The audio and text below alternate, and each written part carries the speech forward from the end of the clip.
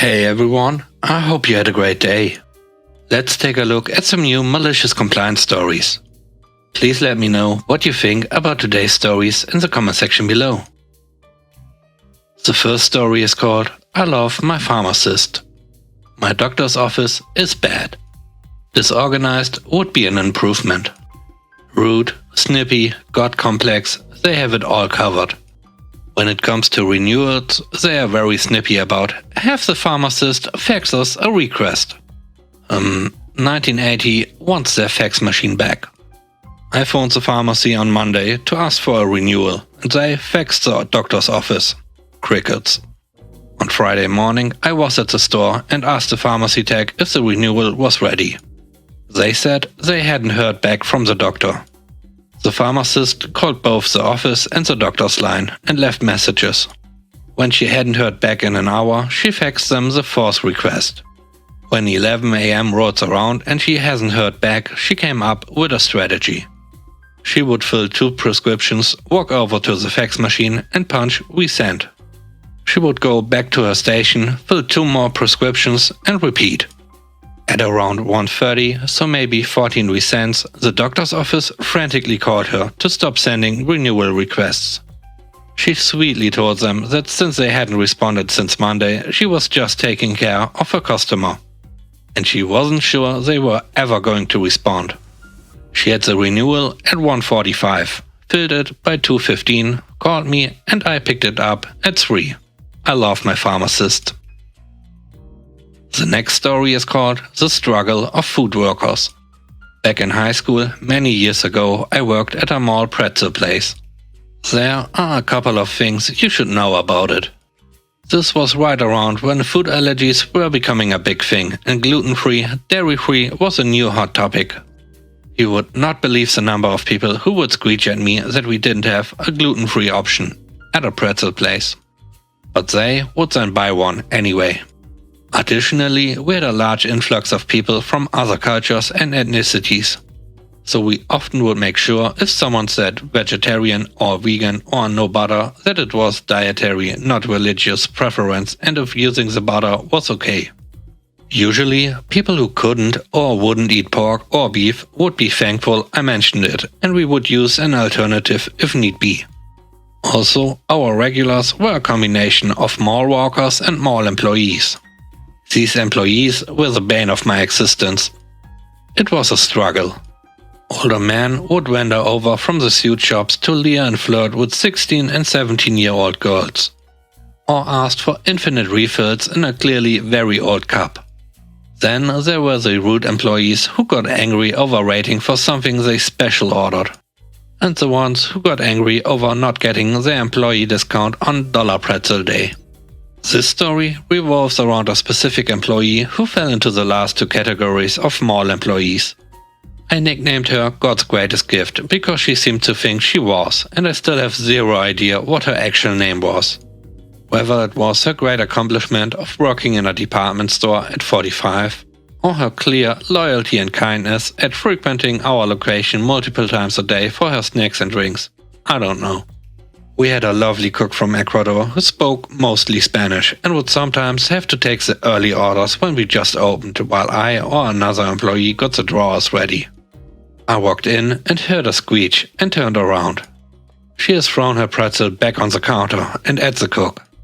"There's meat that's been on this. I'm kosher. How dare you?" I apologized to her and said we would remake it as she stomped away. I asked the cook what happened. Apparently, this was a regular issue. She came, just as we were opening, to order a cheese pretzel, an item not on our menu. She wanted the pizza pretzel, but without the pepperonis. It's a special order we don't often do, but at slow times can do if they are willing to wait. It looked like the pretzel had been on the same tray as the other pizza pretzels, and the pepperoni had gotten caught in the melting cheese. But it was removed before being dipped in butter and given to the customer. Now normally, if someone has an issue, a polite "I'm sorry, but I can't have this because I'm kosher" or "a vegetarian" can be easily resolved with a remake and apology.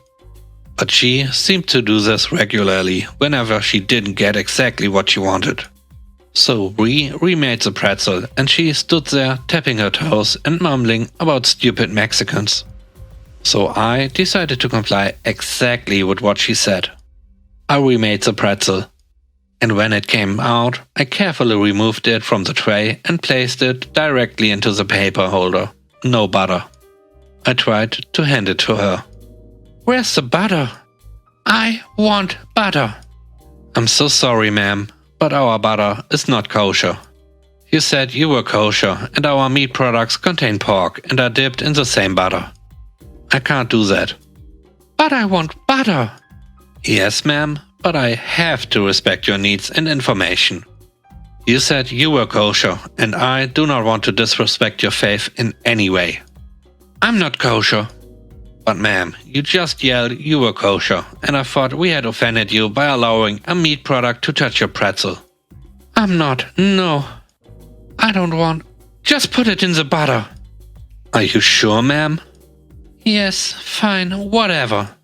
She took her pretzel and left. By then, it was probably cold and she didn't bother us for another month. I hope you enjoyed today's video so far. If you haven't already, please subscribe to the channel. And don't forget to press the like button. It really helps. And now, on to the last story. The last story is called Why You Should Pay Your Developer.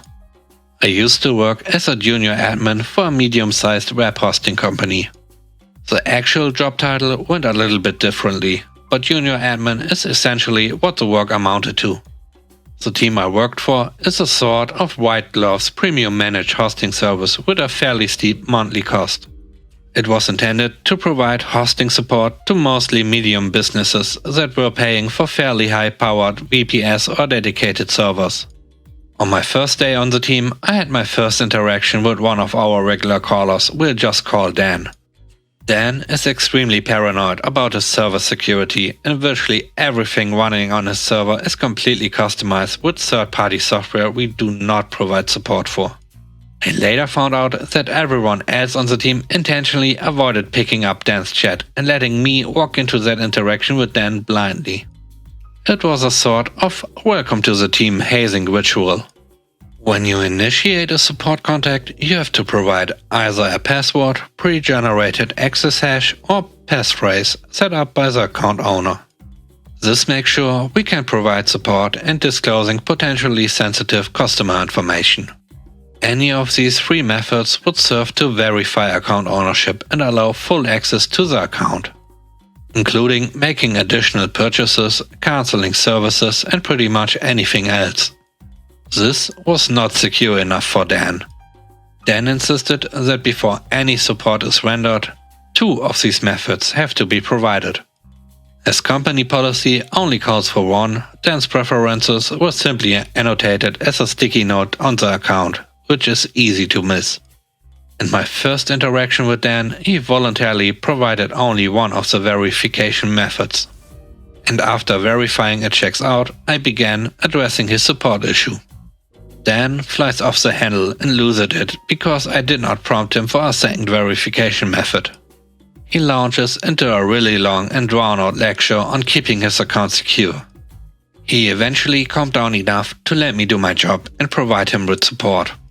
Fast forward a few months and more than a few additional interactions with Dan. He was raising support tickets for asinine questions. Who owns this IP address that shows as having been blocked in my firewall logs? I demand a full security sweep on my server to make sure it wasn't compromised. I see that Dan shows up as waiting in the chat queue and groan to myself. The only other admin that worked that night was on lunch and I was scheduled to go on lunch right as he gets back.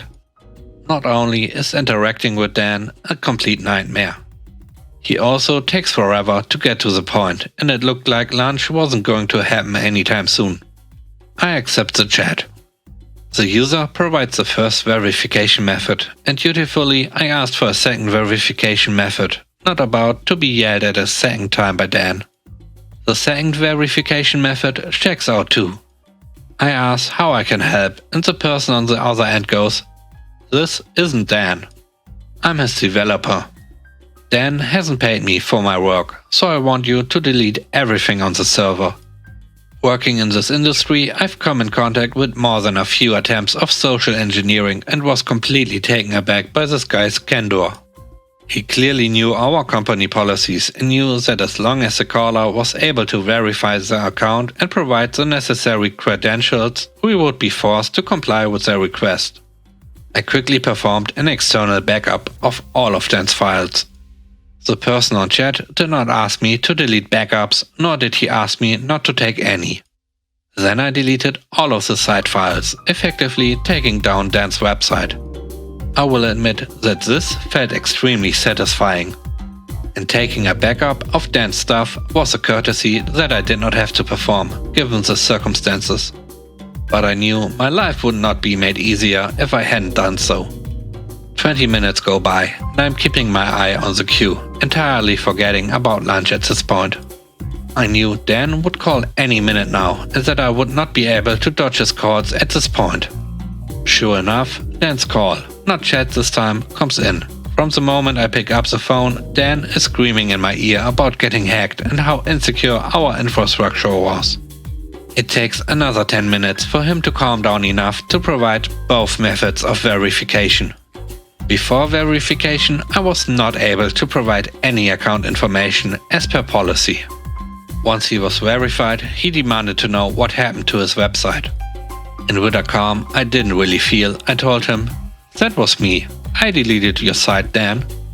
Your developer started a chat and was able to provide both of the verification methods on your account, confirming account ownership. As per policy, this provides him with full access rights and we are obligated to comply with the requests. This is not the kind of access a security-minded individual such as yourself should have given out to a developer you stiffed on his bill." I told him that I slightly bent the rules for him and took a completely random courtesy backup of his files right before the request to delete the site files came in. A few minutes later, I've got Dan's site back up and running. No idea if he ever ended up paying his developer. But we changed his access credentials and passphrase at the end of the call, and Dan became a lot easier to work with from that day forth. Thanks for watching the video. I hope you enjoyed it. If you did, please leave a like. And if you want to see more videos, don't forget to subscribe. Have a great day and stay safe. Bye bye.